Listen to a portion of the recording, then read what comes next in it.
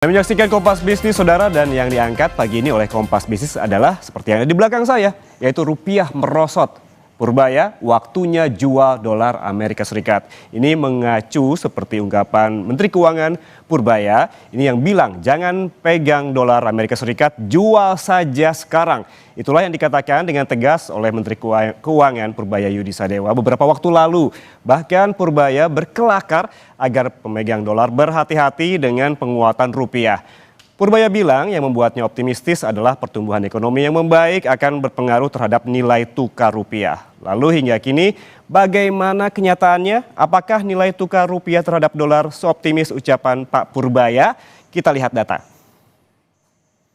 Jawabannya adalah tidak. Dilansir oleh Bloomberg selama sebulan terakhir justru dolar Amerika Serikat terus menguat terhadap rupiah. Pada 12 Oktober 2025 alias sebulan lalu rupiah masih di angka 16.598 per 1 dolar AS. Rupiah sempat menguat pada 28 Oktober senilai 15.833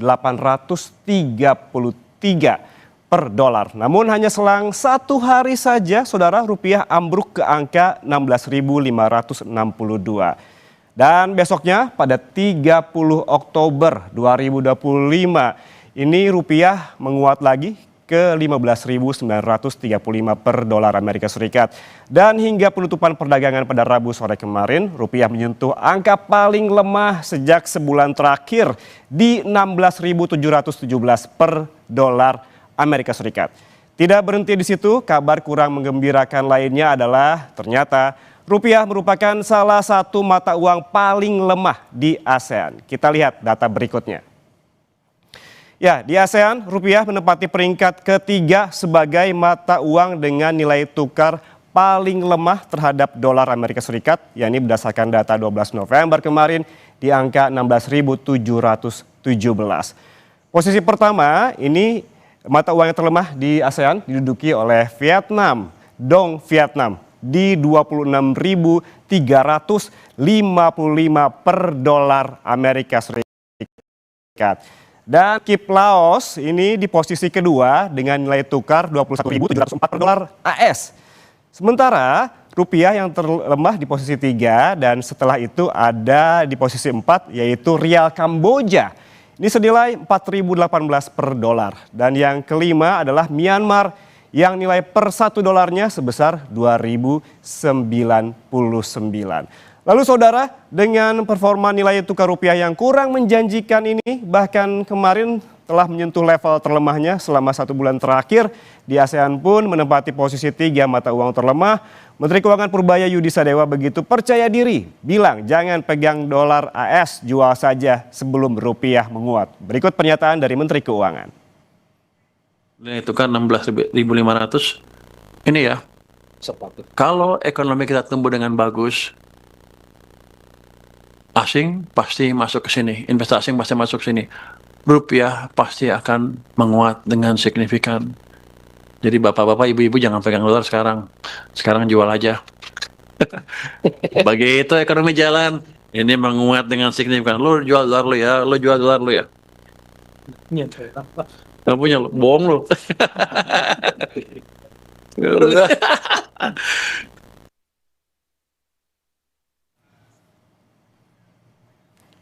Lalu sebetulnya ada beberapa hal yang membuat dolar Amerika Serikat akhir-akhir ini perkasa dan menekan rupiah.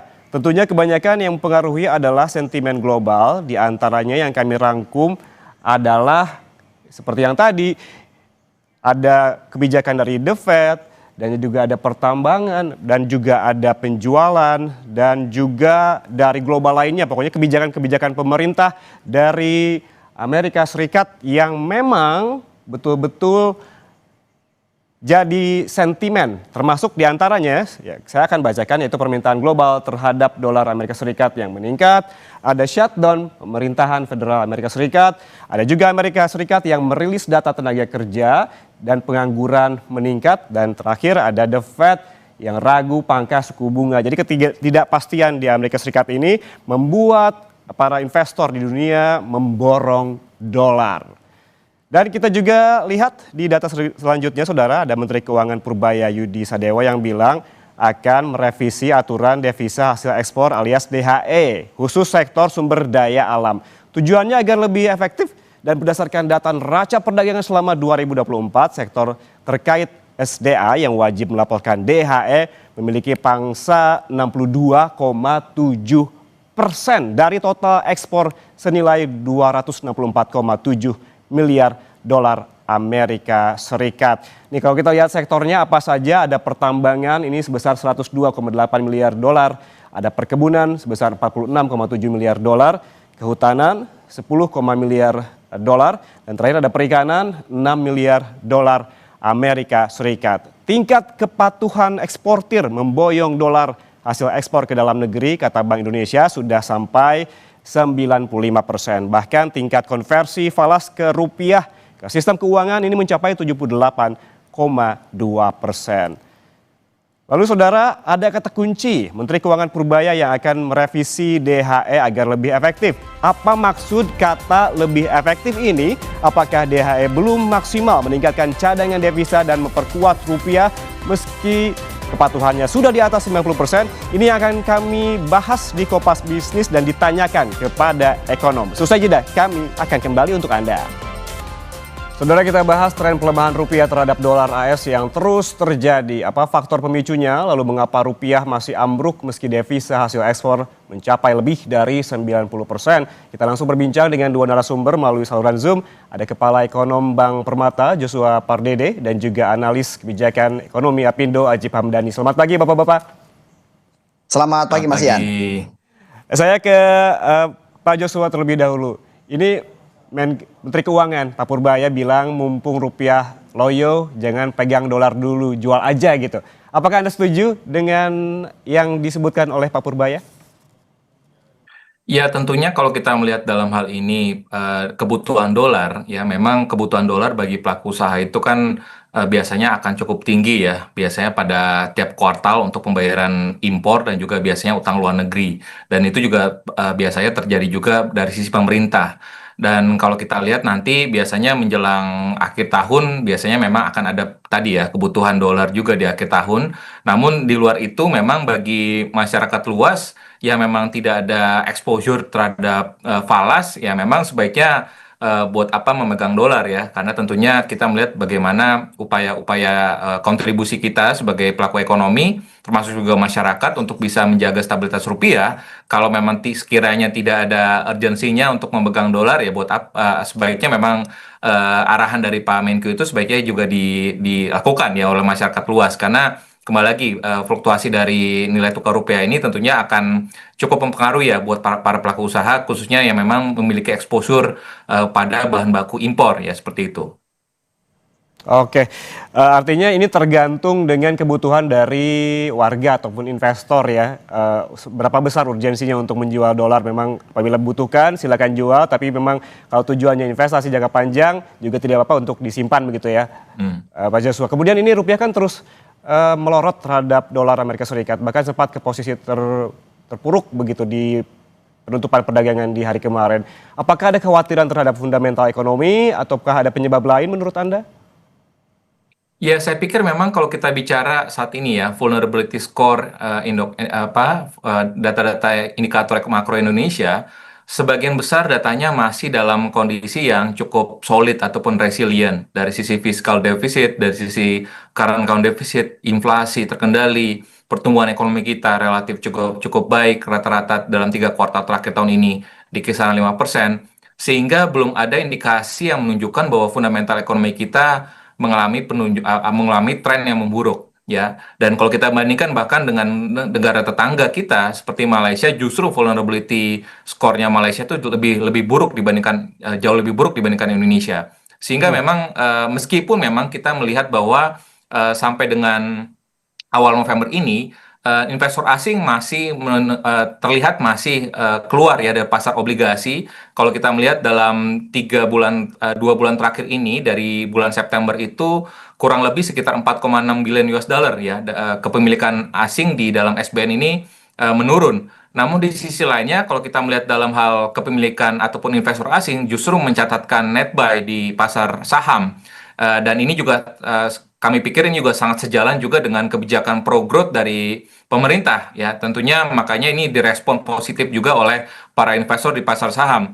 Meskipun memang tentunya dalam hal di pasar SBN ataupun pasar obligasi tentunya investor masih meskipun memang kalau kita melihat Pak Menkyu pun juga sudah mengonfirmasi sebenarnya bahwa fiskal defisit ini akan tetap dijaga disiplinnya di bawah 3% terhadap PDB. Sehingga mestinya momentum ini pun juga sekalipun memang tadi investor asingnya keluar dari pasar obligasi, mestinya para investor domestik ini memanfaatkan momentum ini untuk mengoleksi SBN karena kalau kita melihat dalam hal inflasi dan juga dalam hal fiskalnya ini akan tetap terjaga dan juga fiskalnya akan lebih akseleratif ke depannya sehingga supposed to be kalau kita bicara dalam hal ini pasar obligasi mestinya ini masih akan menunjukkan tren positif ya dan apalagi kalau kita melihat dalam jangka pendek menengah ini Bank Indonesia dan juga Bank Sentral Global diperkirakan masih akan membuka peluang untuk memangkas suku bunganya sehingga ini pun juga akan berdampak positif juga ya untuk pasar obligasi. Oke Pak Joshua, jika secara fundamental ekonomi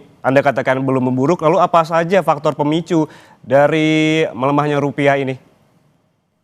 Ya, tentunya ini kami melihat masih dari sisi global ataupun eksternalnya ya, masih berkaitan dengan ketidakpastian kemarin kan government shutdown di Amerika Serikat. Government shutdown di Amerika Serikat ini pun juga berimplikasi kepada ketidakpastian bagaimana arah suku bunga Amerika Serikat dan dalam jangka pendek ini. Sehingga makanya terjadilah penguatan dolar Amerika Serikat terhadap mata uang global sehingga berimbas juga lah kepada mata uang Asia termasuk rupiah. Sehingga itulah yang menyebabkan mengapa terjadi penguatan dolar Amerika Serikat terhadap mata uang rupiah. Dan namun yang tadi kami sampaikan lagi bahwa kalau kita melihat dari sisi domestiknya, data-data terakhir kemarin data indeks kepercayaan konsumen Bank Indonesia dan juga survei penjualan eceran dari Bank Indonesia menunjukkan bahwa ada terjadi pembalikan arah ekonomi di bulan Oktober sehingga ini menjadi tanda-tanda positif juga buat perekonomian kita khususnya di kuartal keempat dan ini akan menjadi dasar basis yang cukup positif khususnya untuk memasuki 2026 sehingga tentunya ini akan memberikan optimisme baru lagi bagi para investor untuk lebih confident lagi di pasar keuangan domestiknya. Oke, kita ke Pak Ajib. Pak Ajib, bagi pengusaha seberapa besar dampak pelemahan rupiah ini? Ya, tentunya sebagai pengusaha Mas Ian itu ingin adanya namanya stabilitas. Karena buat pengusaha sangat penting kita buat proyeksi-proyeksi dan orientasi keuangan baik jangka pendek maupun jangka menengah dan jangka panjang ke depan. Nah, dan kalau kita lihat bagaimana tingkat suku bunga nilai tukar rupiah yang mencapai lebih dari 16.000 sebenarnya tadi Mas Joshua Pardede sudah menyampaikan bahwa ini relatif masih sesuai dengan kerangka ekonomi makro dan pokok-pokok kebijakan fiskal kita. Dan kalau kita lihat menarik memang profil seorang Menteri Keuangan sekarang Mas Ian yang ingin terus memacu pertumbuhan ekonomi. Dan dalam konteks pertumbuhan itu dan dalam konteks pertumbuhan yang ingin dipacu lebih tinggi tentunya berdampak pada inflasi yang cukup eskalatif. Makanya kalau kita lihat kemudian di inflasi kita mencapai 2,8%, di mana itu lebih tinggi dari target kita secara konservatif di angka 2,5%. Walaupun sekali lagi 2,5% di Indonesia itu masih bisa plus minus 1%. Nah, artinya kemudian indikator-indikator domestik kita sebenarnya masih menunjukkan penguatan seperti yang disampaikan oleh Mas Joshua tadi. Memang kemudian kalau kita sandingkan dengan terus bagaimana faktor-faktor yang mengakibatkan adanya pelemahan nilai rupiah, ini lebih cenderung kepada faktor global. Tadi Mas Ian sampaikan di awal bahwa di Amerika sendiri juga sedang mengalami tekanan pengangguran yang cukup tinggi. Sehingga kemudian suku bunga The Fed itu yang sekarang di angka 4%, itu tadinya ada konsensus para ekonom akan turun sampai dengan 3,75% sebenarnya menjelang akhir tahun 2025 ini. Tapi The Fed pun kemudian ragu untuk menurunkan tingkat suku bunga acuan karena mereka ingin bagaimana pertumbuhan ekonomi mereka juga lebih eskalatif karena sekali lagi juga untuk mengurangi pengangguran. Nah, kondisi-kondisi seperti ini yang kemudian menjadi sebuah trigger rupiah cenderung fluktuatif di angka 16.700, 16.690 dan lain-lain. Tapi yang diharapkan oleh dunia usaha Mas Ian adalah bagaimana pemerintah lebih bisa mendorong stabilitas nilai tukar rupiah sehingga lebih stabil dalam kita membuat proyeksi ekonomi. Demikian Mas Ian. Oke, artinya berarti Pak Ajib ini meski rupiah melemah, pengusaha masih optimis karena melihat tadi indikator-indikator domestik? Ya, sampai dengan akhir tahun kita masih cukup optimis karena kalau kita lihat termasuk tingkat hutang pemerintah juga masih di bawah proyeksi awal karena proyeksi awal kita di angka 600 triliun dalam tahun ini, masih di bawah 3%, dan sekarang baru sekitar 400 triliun, Mas Ian. Jadi dalam konteks fondasi ekonomi pengusaha cukup optimis dengan program-program pemerintah. Oke, Pak Joshua, ini juga yang turut menjadi pertanyaan. Apakah pelemahan yang terus-menerus terjadi ini sudah menjadi warning kah bagi pemerintah atau konteksnya ini impor dan juga utang falas kita? Ya, kalau kita bicara dalam hal ini sensitivitas ya nilai tukar, pelemahan nilai tukar ini terhadap khususnya APBN tentu dalam hal ini APBN 2025 yang masih dalam tahun berjalan ini tentunya akan tetap ada ya dampaknya ataupun sensitivitas analisisnya pun juga sudah tertera dalam APBN 2025. Namun demikian tentunya dengan adanya pelemahan rupiah ini akan berdampak tadi kepada tambahan beban subsidi ya baik itu subsidi BBM ataupun subsidi yang lain-lainnya. Namun dan juga termasuk juga pembayaran utang luar negeri. Namun kalau kita bicara dalam hal ini dalam hal ini bagaimana postur APBN sejauh ini kami tetap melihat bahwa postur APBN Indonesia masih dalam pagar yang masih manageable gitu ya. Sehingga harapannya ini tidak sampai mempengaruhi signifikan kinerja dari sisi fiskal pemerintah Indonesia, terutama juga dalam hal pengelolaan utang ke depannya, karena kami meyakini bahwa sampai dengan sejauh ini pun juga sebagian besar lembaga rating internasional masih menetapkan Indonesia sebagai investment grade ya, sehingga karena lembaga pemeringkat internasional menilai bahwa pengelolaan utang terutama juga dengan berbagai kondisi global termasuk juga dengan dinamika pergerakan nilai tukarnya ini dinilai bahwa pengelolaan nilai tukar pengelolaan utang pemerintah masih relatif baik. Dan di samping itu pun juga pelaku pasar pun juga tidak perlu khawatir karena Bank Indonesia selalu berada di pasar ya untuk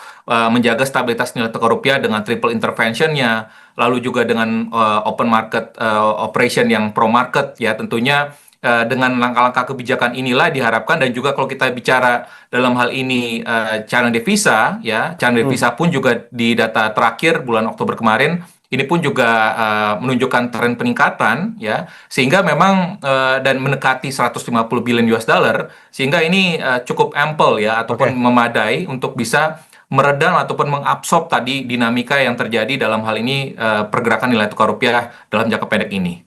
Yang turut jadi sorotan sejak lama ini Pak Joshua dan juga Pak Ajib terkait dengan devisa hasil ekspor dengan kepatuhan di atas 90%. Apakah DHE ini akan direvisi oleh Menke ataupun DHE ini akan direvisi oleh Menke dan apakah DHE ini belum optimal mencegah kejatuhan rupiah? Namun jawabannya tahan dulu, sesaat jeda kami kembali tetaplah bersama kami di Kompas Bisnis. Anda masih bersama kami di Kompas Bisnis, Saudara. Devisa hasil ekspor sumber daya alam ini ada dengan kepatuhan di atas 90%. DHE ini akan direvisi oleh Menteri Keuangan. Lalu apa kata Menteri Keuangan terkait rencana ini? Berikut statement dari Menteri Keuangan. Ya, poin-poin aturan DHE SDA ini kan sedang dalam diskusi yang jelas kelihatannya akan direvisi sedikit supaya lebih efektif. Tapi yang jelas kami dari Keuangan sudah mengirimkan surat ke Menteri Sekretaris Negara untuk supaya Keuangan bisa dapat izin sebagai pemrakarsa untuk perubahan revisi DHE SDA ini. Begitu keluar aturannya kita akan diskusikan dengan cepat. Sebetulnya sudah didiskusikan dengan BI, OJK, dan LPS. Tapi nanti sebelum itu kita putuskan secara resmi belum bisa kita umumkan. Ya, kita kembali bergabung dengan sejumlah narasumber. Saya ke Pak Joshua. Tadi kita sempat membahas terkait dengan DHE ini, seperti yang disebutkan oleh Pak Purbaya tadi. Ini terkait dengan kepatuhan DHE ini di atas 90% dan kemudian juga akan direvisi. Apakah menurut Anda DHE ini belum optimal mencegah kejatuhan rupiah? Saya pikir memang kalau kita melihat dari sisi kinerja DHE, ini kita juga perlu lihat bagaimana kinerja ekspor kita ya, khususnya ekspor SDA yang mungkin agak sedikit terpengaruh juga oleh harga komoditas global yang juga dipengaruhi juga oleh kondisi global ya, terkait dengan pelambatan Tiongkok dan juga perlambatan ekonomi global di tahun ini. Sehingga tentunya kalau kita bandingkan dengan puncak kinerja ekspor kita 2022 pada saat harga komoditas lagi tinggi-tingginya, tentunya ini terjadi normalisasi. Sehingga tentunya puncak ekspektasi momentum kita bisa mendapatkan DHE yang cukup optimal pada tahun 2022 itu kan juga tentunya tidak setinggi pada tahun 2022. Namun juga kalau kita melihat bagaimana sih dari sisi realisasi DHE sendiri sejauh ini saya melihat bahwa sekalipun memang tadi realisasi ataupun compliance-nya mendekati lebih dari 90%, meskipun memang tadi dari sisi rupiahnya pun juga sebenarnya penempatan DHE itu sudah cukup bagus ya untuk bisa mendorong tadi meningkatkan suplai falas dalam negeri. Ya, namun tadi di saat bersamaan kami juga melihat tadi bahwa terjadi outflow di sisi pasar keuangan khususnya pasar obligasi. Sehingga sekalipun tadi ada dari sisi DHE-nya masuk, tapi di sisi pasar keuangannya tadi khususnya di pasar obligasi terjadi outflow ya sekitar 4,6 miliar US dollar. Sehingga makanya mungkin efek dari DHE tersebut itu akhirnya tersamarkan ya karena terjadinya outflow dari pasar obligasinya itu sendiri. Namun kami tetap melihat dengan inisiatif dari Pak Menkyu untuk sekiranya memang ada mau melakukan revisi lebih lanjut lagi terkait dengan PP 8 nomor 2025 yang sebenarnya juga baru direvisi oleh pemerintah dalam ini Menko, tentunya sah-sah saja dan tentunya ini diharapkan tetap bisa memberikan dan perlu diajak juga diskusi oleh pelaku usaha khususnya para eksportir sehingga jangan sampai ini memberatkan dan juga tetap memberikan insentif ya kepada para eksportir SDA sehingga produktivitas dari kebijakan ini bisa kita tarik, bisa kita merasakan ya dampaknya kepada stabilitas nilai tukar rupiah ke depannya. Oke Pak Joshua, jika Anda tadi menyebutkan bahwa ini menambah supply, lalu mengapa cadangan devisa kita seolah-olah gak kemana-mana? Apa yang salah? Ya, tadi nggak kami sampaikan bahwa sekalipun tadi DHE-nya masuk, tapi di sisi lain di saat bersamaan pun juga terjadi capital outflow dari sisi pasar S-band ataupun obligasi. Dan ini tentunya kalau kita melihat terjadi mulai 3 bulan terakhir ini ya. Kalau kita bandingkan dari awal tahun itu terjadi inflow cukup besar di pasar obligasi, namun dan di saat bersamaan pun juga pasar sahamnya terjadi outflow, namun terjadi perubahan shifting ataupun minat asing saat ini cenderung berubah ya, yang tadinya dia masuk kepada obligasi sekarang mungkin sebagian masuk kepada pasar saham, tapi itu masih sebagian karena inflows yang cukup besar deras dari awal tahun di pasar obligasi ini belum sepenuhnya translate kepada inflows yang cukup besar di pasar saham gitu ya, sehingga karena tadi masih ada wait and see terkait dengan bagaimana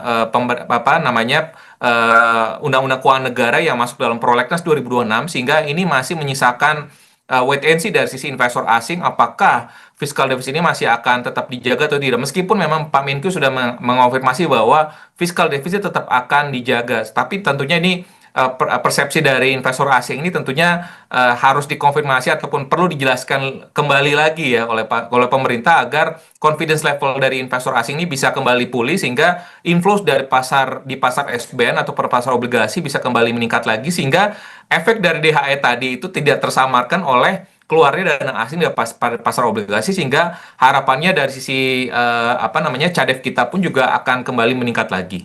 Oke, Pak Ajib, apakah Anda sepakat dengan tadi yang disebutkan oleh Pak Joshua ataukah ada pendapat lain terkait dengan cadangan devisa kita yang nggak kemana-mana? Tadi disebutkan adanya capital outflow.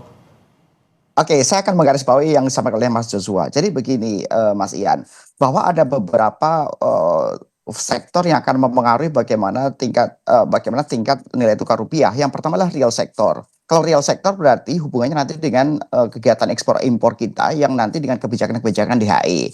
Yang kedua adalah pasar keuangan. Karena pasar keuangan kita itu setiap hari kira-kira dari jam 7 pagi sampai dengan 5 sore itu kira-kira perputaran uang lebih dari 10 triliun setiap hari. Sehingga kemudian juga akan sangat efektif mempengaruhi nilai tukar rupiah ketika kemudian terjadi banyak outflow, capital outflow dalam bentuk valuta asing. Kemudian yang ketiga berbicara neraca keuangan. Karena memang neraca keuangan kita di tahun 2025 ini, Mas Ian, itu kita membayar hutang itu sekitar 800 triliun tahun ini yang termasuk sebagian juga falas. Oke, sekarang kita fokus ke real sektor yang terkait dengan DHE. di mana kemudian Menteri Keuangan kita lihat mengusulkan dan memberikan usulan kepada pemerintah, kepada Presiden, itu kita harus rinci dulu. Usulannya itu adalah bentuk PMK atau bentuk peraturan Presiden. Karena bisa aja Menteri Keuangan ingin memberikan usulan kepada Presiden untuk merubah PP-nya. Tadi Mas Joshua juga menyampaikan bahwa PP kita ini kan juga baru direvisi di bulan Februari kemarin, di mana PP yang berulang PP nomor 8 tahun 2025, yaitu tentang kebijakan-kebijakan dan insentif yang diberikan pada eksportir yang menaruh uangnya dalam bentuk devisa hasil ekspor. Tapi kemudian perlu kita rinci lagi, apakah Menteri Keuangan juga ingin merevisi PMK-nya? Karena di PMK itu yang menyebutkan dan mewajibkan itu harus 100% DHE harus ditempatkan dalam sistem keuangan Indonesia, kecuali untuk minyak dan gas. Kira-kira seperti itu. Nah, sehingga perlu kita exercise lebih lanjut bagaimana usulan-usulan pemerintah yang memberikan deviasi kebijakan terhadap DHE ini. Tapi dari dunia usaha melihat Mas Ian, bahwa sebenarnya DHE ini cenderung masih efektif kok. Dan ini kan juga butuh bauran kebijakan bukan hanya dari Kementerian Keuangan, tapi juga dari Bank Indonesia misalnya. Ketika misalnya DHE dijadikan back to back kolateral, itu seharusnya kita mendapatkan insentif bunga misalnya. Nah itu kan masuk ke ranah peraturan Presiden, nggak hanya cukup ranah peraturan Menteri Keuangan, karena PMK hanya mengatur kebijakan fiskal. Sedangkan kebijakan-kebijakan moneter harus diatur melalui peraturan BI ataupun peraturan pemerintah melalui Presiden. Kira-kira demikian Mas Ian. Jadi sekali lagi bauran kebijakan baik fiskal moneter ini yang dibutuhkan untuk kita memperkuat struktur nilai tukar rupiah. Itu yang diharapkan oleh dunia usaha, Mas Ian.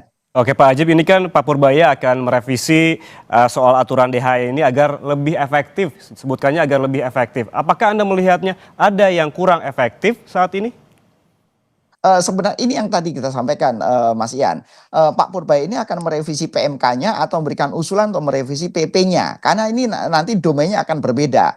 Kalau misalnya memberikan usulan terhadap revisi PP-nya misalnya, ya udah biar bagaimana devisa itu efektif terhadap perputaran ekspor impornya misalnya harus diberikan, kalau kemudian dunia usaha butuh uang nih sehingga perlu meminjam dalam bentuk mata uang rupiah, maka harusnya spread marginnya juga lebih kecil misalnya. Nah, kondisi ini yang akan memberikan dampak efektivitas uang yang ditaruh di menjadi bagian DHE ini untuk kemudian tetap berputar di sistem keuangan Indonesia dan membuat perputaran ekonomi ekspor impor kita juga tetap efektif.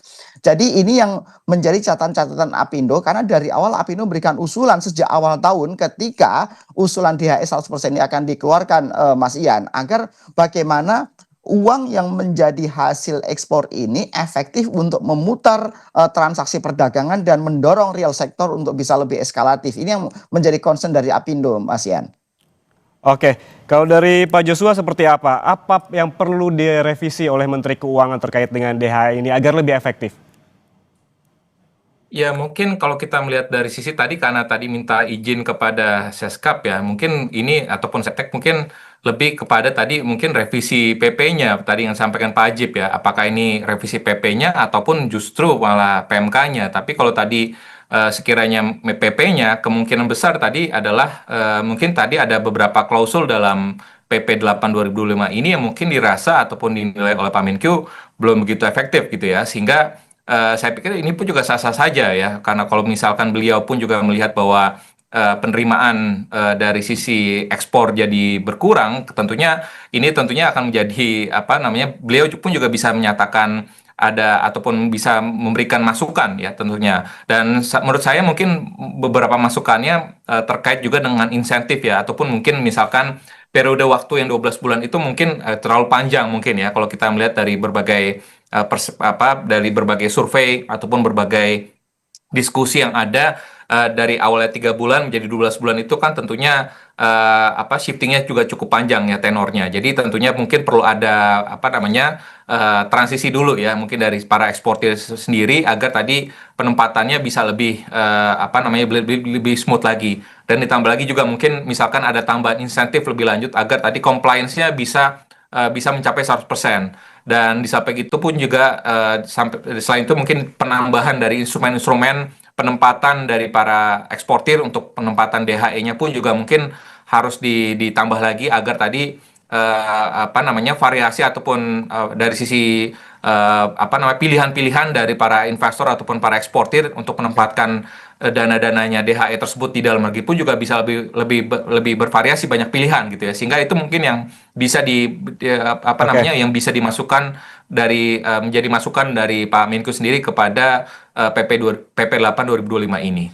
Oke, Pak Joshua, terakhir, dan ini mungkin ini juga yang dinantikan oleh para investor yang memegang dolar begitu. Proyeksi Anda nilai tukar rupiah terhadap dolar hingga akhir tahun ini seperti apa? Ya, kalau kita bicara dengan ekspektasi bahwa government shutdown di Amerika Serikat akan segera berakhir gitu ya, karena Demokrat pun juga akhirnya akan sedikit menyerah kepada Republikan, dan ini artinya bahwa data-data dari US yang sebelumnya kemarin tertunda ini akan segera dirilis, sehingga arah penentuan dari suku bunga Amerika Serikat pun juga akan lebih terbuka lagi ya, sehingga dan kalau kita melihat dari beberapa leading indicator-nya bahwa data ekonomi Amerika Serikat cenderung mengalami pelemahan, sehingga kami tetap melihat bahwa ada peluang kembali lagi penurunan suku bunga di Amerika Serikat ya, di sisi akhir tahun ini setidaknya 25 basis poin, sehingga ini akan tetap memberikan ruang kembali lagi untuk adanya pelemahan dari sisi dolar Amerika Serikat terhadap mata uang globalnya, termasuk juga rupiah, sehingga kami tetap melihat bahwa dan di samping itu juga dalam sisi fundamental ekonomi kita pun juga masih tetap resilient dan kuat ya, sehingga kami tetap melihat bahwa nilai tukar rupiah masih berada dalam kisaran 16.300 sampai dengan 16.500 hingga akhir tahun ini. Ya, berarti masih ada ruang untuk pelemahan dolar dan juga tentunya ini akan berefek terhadap penguatan rupiah. Terima kasih narasumber yang telah bergabung bersama kami di Kompas Bisnis, Joshua Pardede, Kepala Ekonom Bank Permata, dan juga Pak Ajib Hamdani, analis kebijakan ekonomi Apindo. Sehat selalu.